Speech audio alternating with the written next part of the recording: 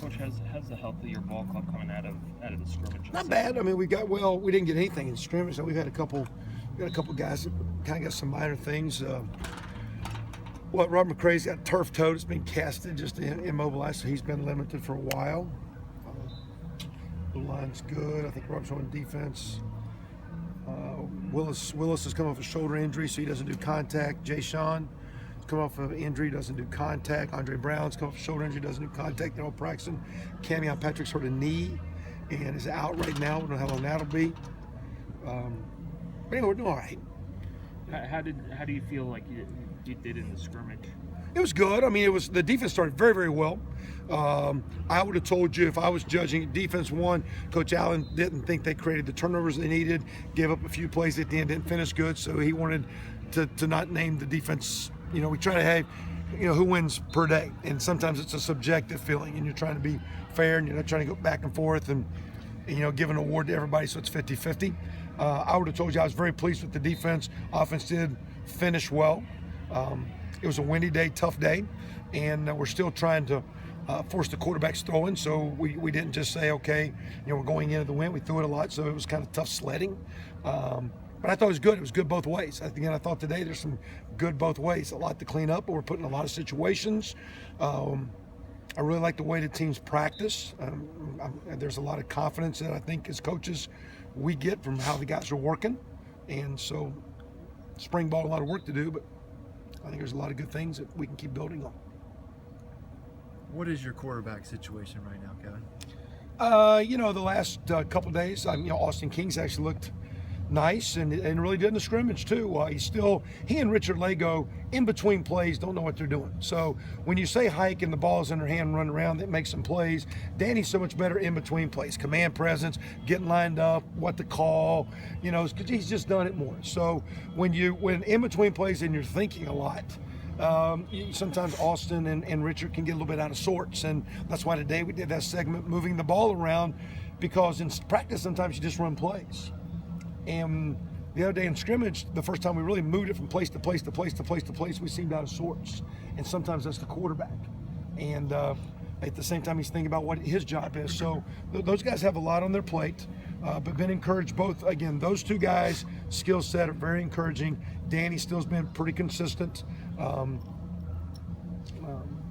We tried to rotate them all through today, not to be even. They all got reps. They all handled it good. And they all got a lot of work to do. So if they keep doing like we're doing, we'll be fine. But I don't know if anyone's good enough yet. But I like the way all three of them, I thought Austin was a little lackluster and didn't challenge him or whatever, just didn't give him a lot of work one day. But since then, he's had a little bit greater sense of urgency. So just getting those guys up to speed. But would you like to come out of this spring with 2 or 3 guys that you're going to go into the fall into a competition with, or how do you view that situation? Well, I want them all to get better. I think it would be nice to have, quote, the starter. I don't have a timeline of when it has to be, but I do think we need more than the starter. I think we can win with, because again, almost every year there's a situation where maybe a guy can't go for a game or 2 or longer than that. So we need 2 or 3. It's hard to give equal reps, get them all developed, all time on task, all the plays you want. But again, I am encouraged by what I've seen from all 3, and especially the 2 young guys have talent. They just need time to keep coming. At the same time, Danny, Xander's out with the injury, so right now it gives the reps to those 3 guys, and Danny has managed his situation well, and the young guys with a lot of talent are learning and gaining every day on him, so it's encouraging.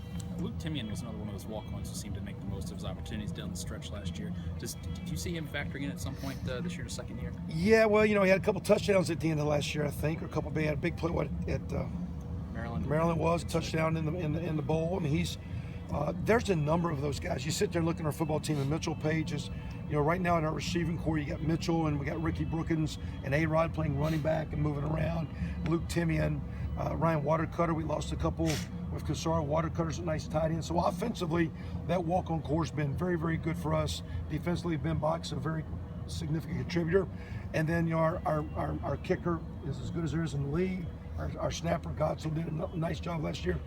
So there's about 7, 8 guys. And as our team's gotten better, we've actually added a few. We don't publicize, but I think we've gotten word. And again, these walk-ons can change their mind, but I think we're adding not only a good class, but more good walk-ons. And as we build the team, myself being a former walk-on at your state school, we'd love to keep those guys coming.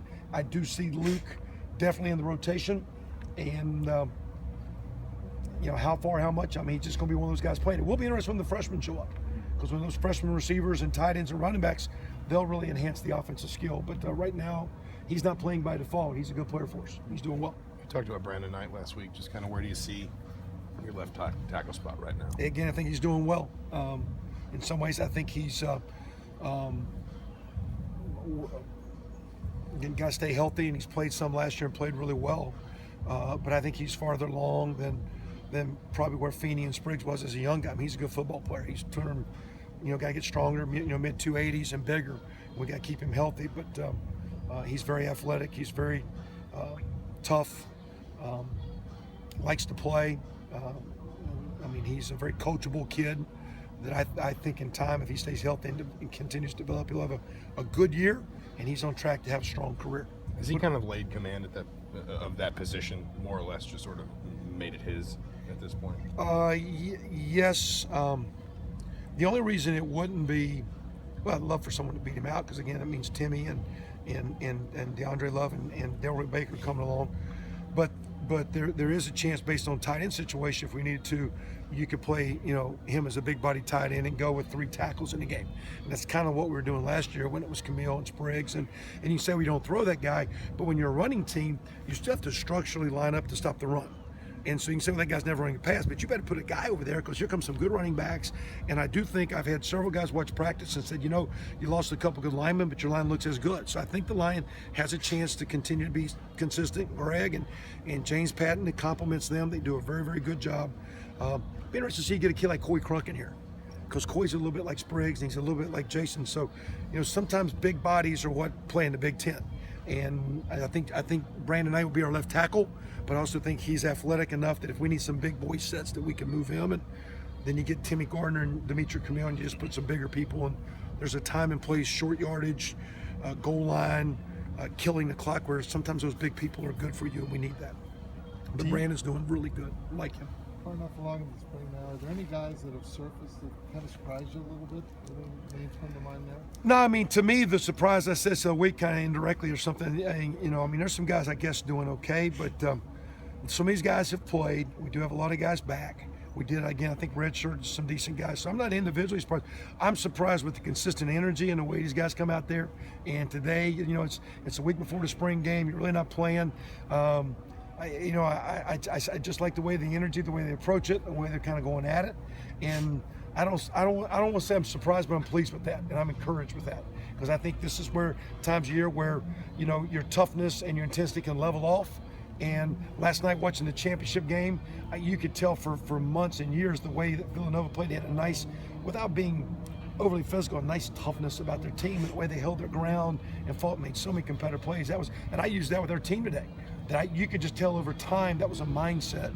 And as our teams got more talented and we've gotten a little bit more competitive, we will keep working on that mindset of a winning mindset and a competitive mindset, and moving to being a team that can play for upper level ball in our Big Ten East and fight for a championship here. Do you see that mindset coming off of the bowl game? Does that just change a little bit of the mindset coming into spring football? I don't know if the bowl, as much as we weren't into moral victories, but again, I thought last year a lot of those games, and for several years, we've got a lot of evidence. We're playing a lot of good football against a lot of good teams, and sometimes we're inconsistent. We're not strong enough and good enough to get over the hump and get the victory, but we got a lot of evidence that our kids compete and are good enough. And I just think as we're getting stronger, and it's sometimes not bench press stronger, but it's strength in numbers, it's strength in time on task, and you keep chipping up good people in good days, you keep adding good things. So I just think over time, as we've went from a team getting better to a team being competitive to now what we hope a team that can be a little bit more of a strong winning team. Do you see the benefit of having those bowl practices in spring now, having paid off with having that extra work? Well, it didn't hurt. Also says too, we didn't try to kill them in the bowl practice. At the same time, we've done a lot throughout the years where kids kind of keep their skill up, their player practice part. I mean, the tough thing is right now we're trying to get a little tougher through spring ball. But when you pop your pads, you're no different than a boxer. And when you pop those pads and you go through May, June, and July without hitting, you got to come back and train to get back into the ring and to get your body ready to be a physical player. So even though you can hit as much as you want, our game is like in spurts where you're on and off with the segments of the year, and we're working hard to be more consistent and a more tougher team now.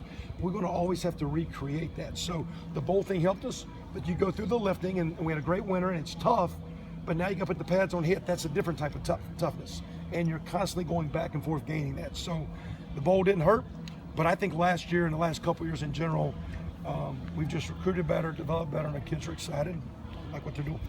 How's the secondary been playing? A lot of guys back there. You added Wesley Green and a couple guys. You know, it's I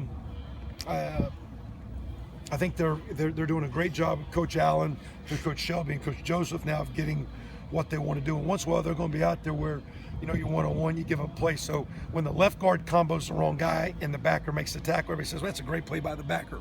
When the DB gets beat, everybody says, wow, that was a bad play by the DB. They're both bad plays. Just when Coach Duke just tell the time, hey, when you're on offense, you screw up, you punt. We're on defense, screw up, they score, and everybody boos, and they know who got beat. You know what I mean? So it's just a different stress level. I see them making more plays. At the same time, I see them where they got to keep coming along. The other day in the scrimmage, I was so mad every time because it was one-on-one. I want the offensive player to make the play, and when he didn't, I was mad at the offensive guy. And when the offensive guy made the play, I was mad at the defensive guy because the game is one-on-one plays. And we got to keep that group coming so when they get one-on-one, they win as many one-on-one matchups. And sometimes that's just getting the guy on the ground. That's not necessarily an interception or a pass breakup. But the ball's going to get in the perimeter in this league. There's going to be great receivers and quarterbacks. Even though a lot of guys are replacing dudes, the game is played a lot of times in the line of scrimmage, and then once it pops, it's one-on-one, and we need that secondary to keep coming along. So I like it. They're going with good receivers every day. We're trying to be smart and not do a bunch of cheap tackling, but they're more physical, they're stronger, and they're making good gains. Anything else? How about punting? Is it a competition right now? You got one guy ahead of the other? The only thing I can say on punting, well, I don't know, is we have changed where in our practice segment we're actually doing that like full go with a great, like we've got Ricky Jones, Divine Redding, Simi Cobbs, as good as we got that aren't on the punt team, rushing at full go.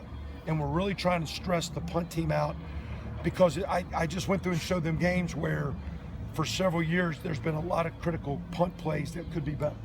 And it impacted a game, a punt block at Ohio State in 2012, punt return in 2014 against the same team. You know, a punt block, I mean, you go through last year, the opening game, have a punt block for a score, and you're in a one-possession game. And so we're putting a lot of stress on our punt team more than punter. So every day our punter's punting, he's got 10 guys that are up, and it's like an abort the mission, everybody's coming to block it. We're doing it more for protection, but the punter feels that. And Gideon's got the best leg, but because he hasn't played, he can be very inconsistent. And so we'll keep working on it. Indiana hasn't had a first-round draft pick in a long time. If Jason Spriggs is a first-round pick, would that add some juice or validity to what's going on here? Well, it wouldn't. I think it's not going to hurt. I mean, again, at the same time, he can be really good and go later. He can get drafted high and not pan out. But again, it's it was just obvious the day watching those 10 guys. You look at Zach Shaw, who probably helped himself, and Jake Reed having a chance. And as I went through, and I knew Nate. Hey, we know Nate Sudfeld's a good player. We knew Spriggs was a good player. There were other good players, but Shaws and Reeds and Rayners were quality players. So they all had good pro days. Hopefully they'll get some opportunities. I think we went from nobody at the combine for a couple of years to 1 to 2 to 4. Nobody drafted to a couple guys early out. Best thing is Jason stayed in. It would be great for Jason because he could have went out last year, probably been a 3rd or 4th rounder. It'd be great for him to stay in and maybe get rewarded because I think that would validate the kids that staying in school and maturing is the best way to make it. And again, proud of him, excited for him.